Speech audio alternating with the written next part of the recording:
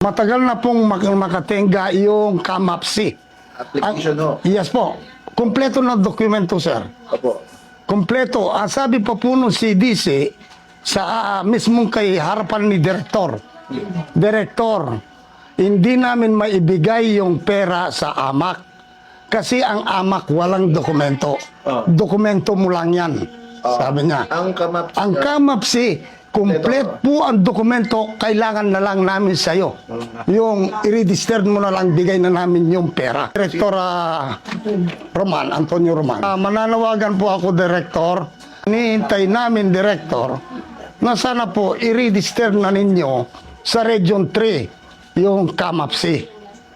Nang mahinto na po yung kaguluan ng mga AITA. Ang benepisyo po, pag andyan po, sabi ko nga, kung ang CAMAPSI o ako, duda sila doon sa pag-distribute ng pera. Andyan po yung NCIP, andyan ang CDC. Tulungan kami kung paano ma-distribute sa karamihan yung pera o pakinabangan ng marami.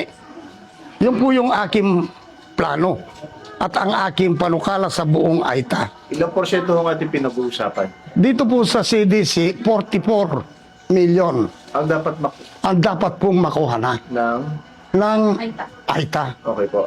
Pagkatapos po sa BCDA, 25 million. Ilang taon na kung hindi nakukuha? Matagal na rin po.